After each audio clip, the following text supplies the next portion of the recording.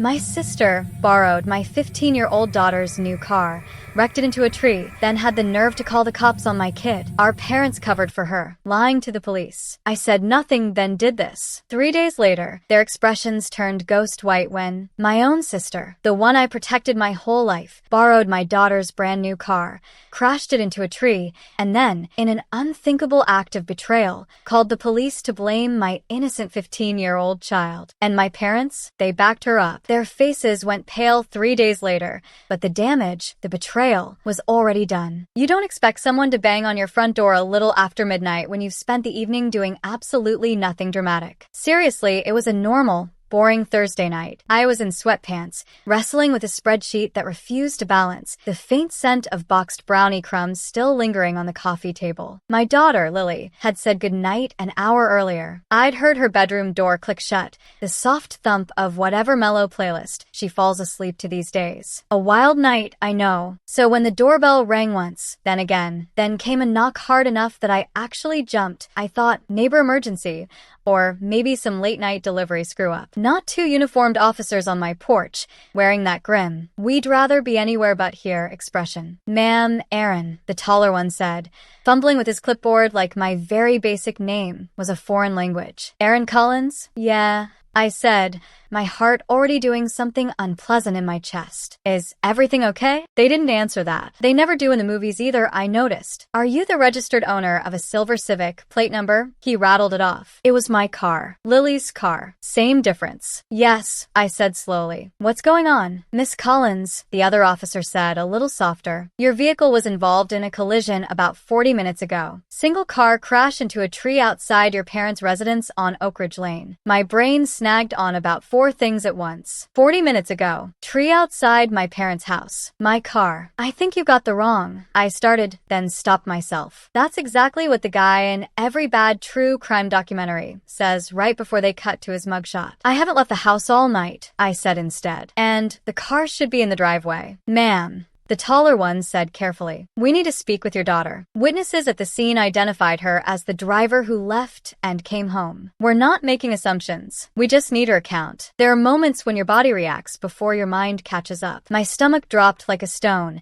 and my palms went instantly cold. And at the exact same time, some stupid, primal part of me thought, Lily, 15? If she drove into a tree, she is absolutely grounded until she's 30. Then the rest of the accusation landed. "Lily," I repeated. "No. She's been here. She's asleep." The officers exchanged a look. It wasn't the "oh, good, this was a mistake" look. It was the "this is going to be paperwork" look. "We're not here to accuse her," the second one added. "But people at the scene reported otherwise, so we have to follow up." People at the scene, I thought. Not your parents. Not your sister. Just people. My stomach twisted harder. "Okay," I said, because my brain had apparently lost access to any other word. "Okay, can you give me a second?" I left the door open, both officers visible in the frame like a still from a bad painting, and walked down the hall to Lily's room. The hallway nightlight threw that soft orange glow over her door. I knocked once, then opened it. "Lil," I whispered. She was in bed, hair wild, face creased from the pillow. Her eyes blinked open, unfocused. "What?" she mumbled. "Is it morning?" She was wearing the same oversized camp t-shirt she'd put on after her shower. There was mascara residue under one eye from where she'd been too lazy to fully scrub it off. She smelled like the lavender lotion she uses every night. This was not a kid who had just committed a felony and then sprinted home. "There are police at the door," I said quietly. That woke her up instantly. "Why?" she asked, sitting up,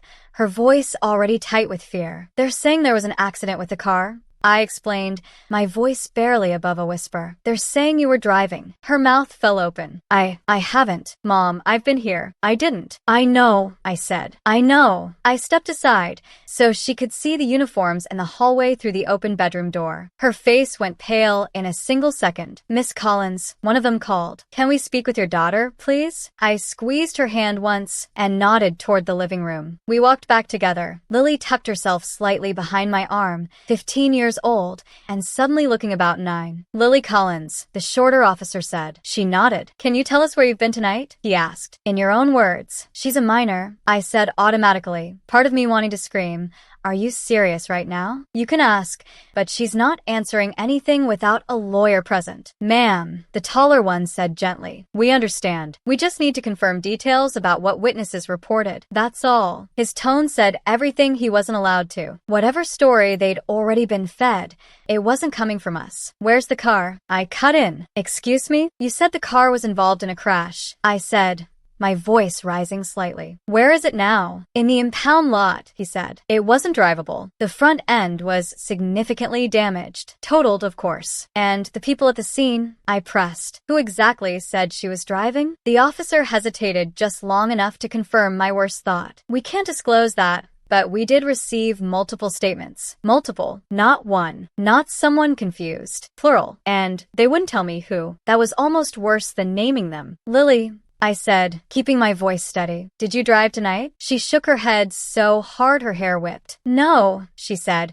her voice barely more than air. Mom, I swear I haven't. You have the keys. I've been here. Please tell them. She has a permit. I said to the officers, my gaze fixed. She's only driven with me in daylight twice. You can check any camera in this neighborhood. She did not take that car tonight. There's no one alleging she had permission, the shorter one said. The concern is that she left the scene. He stopped because I think the look I gave him could have cut glass. I understand your concern, I said slowly, tasting every word. Here's mine. Someone out there is feeding you a story that doesn't match reality. And until we talk to counsel, she's not saying another word. The taller officer shifted, but didn't push. We'll note your refusal, he said. You'll hear from Detective Owens or the DA's office in the next couple of days. Please make yourself available. Trust me, I said. I'm not going anywhere. They gave Lily one last look.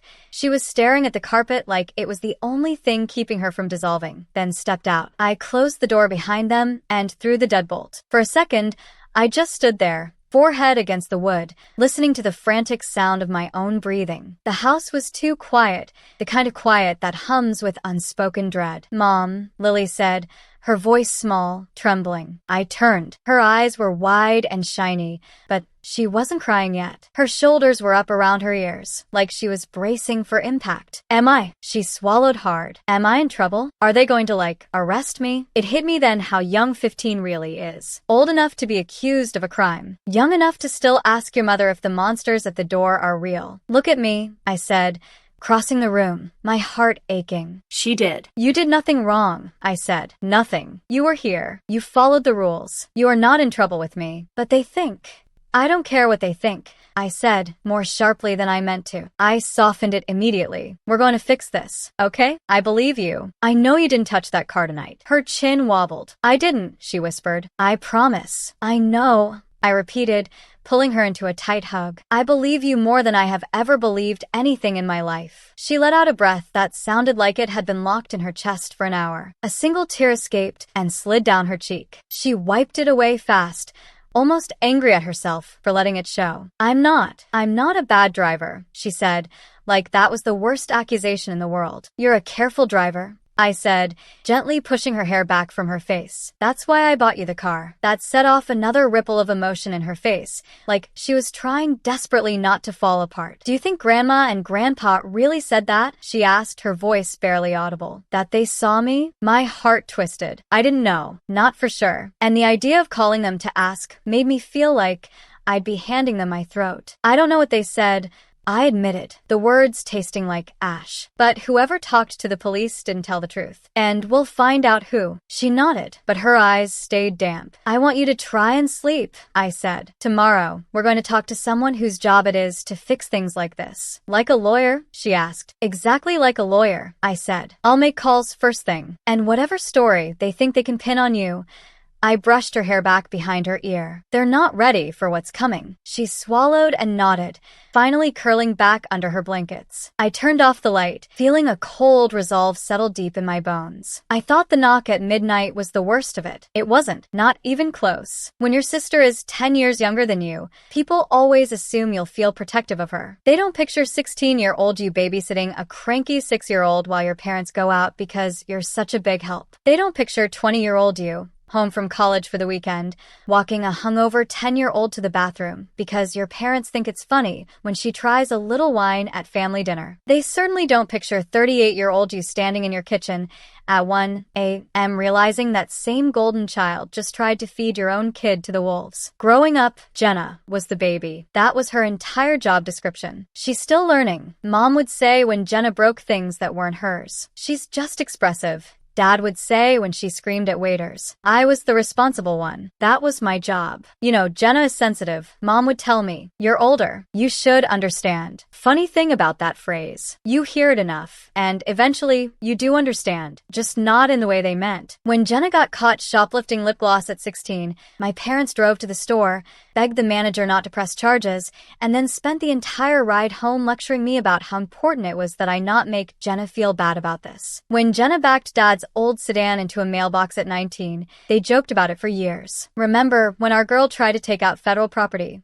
They'd say at Thanksgiving. Everyone would laugh. But when I got into a minor fender bender in college because a guy cut me off in the rain, my mother didn't speak to me for 3 days. I just expected better from you, Aaron. She finally said, you're usually so careful. Translation, your mistakes are character flaws. Hers are anecdotes. By the time I was in my 30s, divorced, working full-time, raising Lily, the script hadn't changed. I was the one they called when they couldn't figure out their online banking, when their internet went out, when they needed rides to doctor's appointments. Jenna was the one they called our free spirit as she moved in and out and back into their house, changed jobs every 6 months, and somehow always had money for new shoes. Jenna just hasn't found herself yet, Dad would say, pouring more gravy. You were always so focused. Focused. Such a polite word for on your own. I learned to stop expecting fairness a long time ago. I learned to stop trying to convince them that maybe, just once, they could hold Jenna to the same standard they held me. It was like arguing with a church about their favorite saint. Then I had Lily. And for a little while, the whole golden child ecosystem didn't matter. Lily came into the world already apologizing. At least, that's how it felt. She was the baby who cried whenever anyone else cried. The toddler who would put her toys away without being asked. The 7-year-old who would double-check that she'd done all her homework, then ask if there was anything else she could help with. Are you sure she's mine? I'd joke. I don't remember ordering a child with this much conscience. She'd roll her eyes, but you could tell she secretly liked it. When her dad and I split,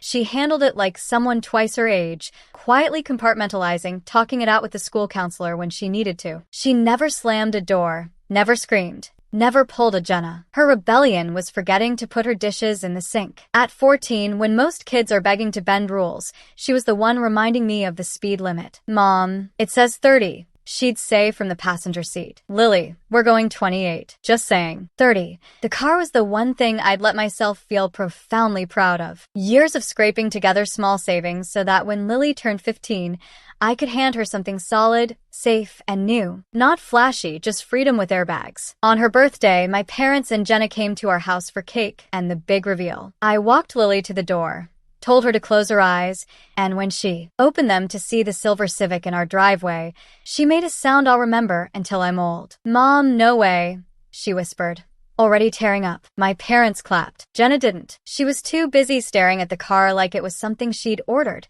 but someone else got first. Must be nice, she said lightly, that false sweetness in her voice. New car at 15. I didn't get my first until what? 21. Lily, oblivious, hugged me so hard, she nearly knocked the bow off the hood. Inside, Jenna hovered near the door, her gaze flicking straight to the hook where the keys hung. Later, she asked, think I could take it for a quick spin sometime? Absolutely not, I'd said, laughing it off. Nice try. A few days later, she dropped by again. And now, tonight, when I looked at that hook, one key was gone. And I had the terrible, sinking sense that whatever happened next wasn't an accident. By the way, if you're still with me, still reeling from this mess, please hit that subscribe button. More unbelievable stories are coming, though hopefully none quite this close to home. The next morning, my inbox had a reply from the attorney. Ari Kaplan, 8:02 a.m. got your message. I can do a video consult at noon if that works. Someone somewhere was officially on our side. Wild concept. Hey,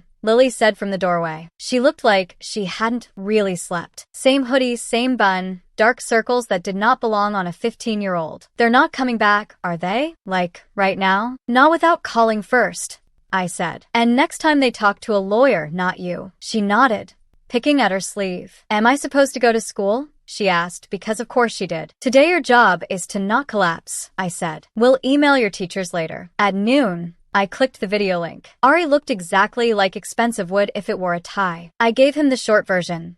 Lily's permit, the birthday car, my parents' house, the midnight knock, the story the officers said they'd already heard from my family. He listened, took notes, and finally said, okay, good news is there are no charges yet. Bad news is if this stays just your word versus 3 relatives, the report will not be on your side. So what do we do? I asked, my voice tight. Step 1, Lily doesn't talk to police without me present, he said. You already aced that. Step 2, we gather proof. Anything showing Lily was home at that time, and anything showing your sister had the car. Neighbor's doorbell camera, I said immediately. He practically runs a surveillance operation on Amazon packages. Perfect, Ari said. Ask nicely for footage from last night and get me screenshots of Lily's activity from that window. Messages, calls, whatever. I'll pull the incident report. See exactly what your family told them. Can you fix this? I asked, a tremor in my voice. I can make it very hard to pretend your daughter was driving, he said. That's a start. After we hung up, I found Lily on the couch, staring at a baking show without actually seeing it. Well, she asked, her eyes still clouded with worry. We need proof you were doing what every teen does at midnight, I said. Texting and doom scrolling. I was, she said, almost offended. I was in my room the whole time. Good, I said. Let's weaponize that. We went through her phone together. At the exact time the officers said the crash happened, her messages with her friend were stacked like a blue wall. Memes, commentary on some stupid plot twist, timestamps marching neatly across the screen. We took screenshots of everything. Then I went to the neighbor across the street and asked if his doorbell might have caught my car leaving. It had. On the playback, my front porch glowed in that weird camera gray. The car sat in the driveway, and then Jenna walked into frame, alone, head down, keys in hand. She got into the driver's seat, started the engine, and drove away. No second figure. Number 15-year-old. My stomach twisted, a cold, hard knot of disbelief and anger, but my brain filed it under Exhibit A. He emailed me the clip. I forwarded it and the phone screenshots to Ari with a simple subject line. Here you go. An hour later, he called. Got the video, he said. It's great. Got the report, too. Do you want the infuriating part? I've been training for it, I said. My jaw clenched. He exhaled through his nose, the kind of breath lawyers take when they're about to deliver something corrosive. All right, Ari said. The report says your sister claims she was at your parents' house the entire time. According to her statement, she looked out the window and saw Lily driving alone right before the crash. My stomach dropped. But he wasn't done. And your parents, he continued, his voice tightening just a fraction. Back that up. Both of them. They told the officers they saw a young girl who was definitely Lily behind the wheel. I closed my eyes for a second, a sharp pain behind my eyelids. All I saw was my mother's smiling face at Lily's birthday just last week, looking like she'd invented grandparenting. And that's written, Ari added, in signed statements. I let out a slow, shaking breath. So, they picked a story and committed. Great. There's more, he said. They included little details. Stuff like Lily has been getting more confident lately, and that you've been letting her push boundaries. None of it criminal. I finished, my voice flat, but enough to paint a picture of me being a negligent parent. Exactly, he confirmed. He gave me a moment. It wasn't enough, but it was what we had. Now, the good part, Ari said. A hint of steel in his voice. The neighbor's footage completely contradicts them. It shows Jenna taking your car from your house alone. And Lily's phone activity lines up perfectly with her being home. It's clean. I gripped the counter with one hand, knuckles white. So, what happens next? I'm sending everything to Detective Owens today, he said. I'll flag it for DA Whitman as well. Once they see this, the narrative shifts hard. And the follow-up meeting? I asked, still scheduled. 3 days from now. Everyone will be in the same room. Your parents, Jenna, you, Lily. Of course. A family reunion hosted by the criminal justice system. Exactly what I wanted in my week. Aaron, he said softer now. I know this hurts, but the evidence is strong. Let it speak. Yeah, I said, a bitter laugh escaping, because my family sure won't. After we hung up, my phone buzzed again. Mom. I let it go to voicemail. Then came the text.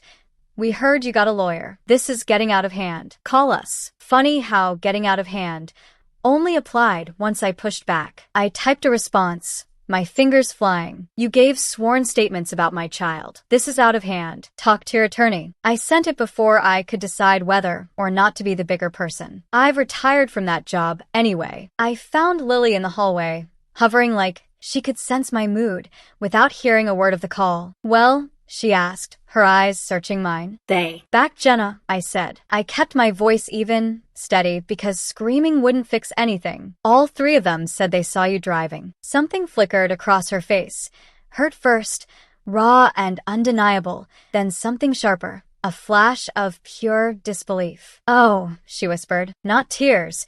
Just a small, stunned oh. It landed harder than any crying could have. But we have the footage, I said, my voice firm now. We have your phone. We have the truth. She nodded, her jaw working like she was trying not to clench it too visibly. Mom, she said quietly, why would they say they saw me? Because protecting Jenna was easier than protecting the truth. But I didn't say that, because they were wrong, I said instead. That's all that matters now. She swallowed. Are you sure we're going to win? We don't need to win, I said, meeting her gaze. We just need to show what actually happened, and we can. She took a deep breath, studying herself the way she does before school presentations. Okay, she said. Okay. I rested a hand briefly on her shoulder. She didn't pull away. For the first time since that knock at midnight, she didn't look terrified. She looked resolved, small but still, and honestly same. My parents could write whatever stories they wanted. Jenna could pretend the truth lived behind their curtains. But they'd forgotten one tiny, inconvenient thing. Cameras don't lie, and neither does my kid. Not this time. 3 days later, Lily and I sat in a cramped, sterile conference room at the station. Detective Owens sat at the head of the table, Mr. Whitman beside him. Ari flanked our side like a silent, expensive sword. Across from us, my parents and Jenna, if guilt had a smell, the room would have needed industrial ventilation. They avoided our eyes, their faces already ashen. We've reviewed new evidence. Owens began, his tone professional, unyielding. We want the record to reflect the accurate sequence of events. He opened a folder, turned a page, and slid it forward so everyone could see. I didn't have to lean in. I'd seen the footage enough times to have it etched into my memory. A still frame.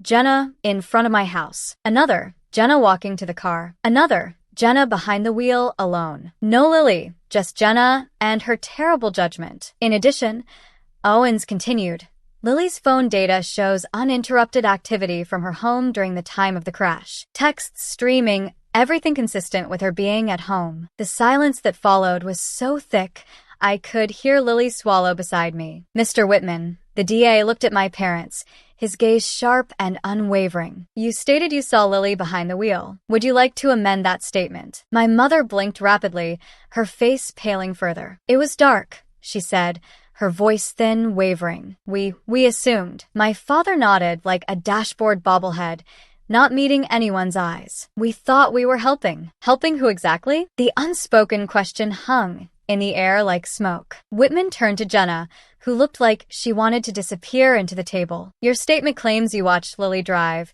panic, and flee. Do you stand by that, Miss Collins? Jenna's mascara smudged as she shook her head, tears finally starting to fall.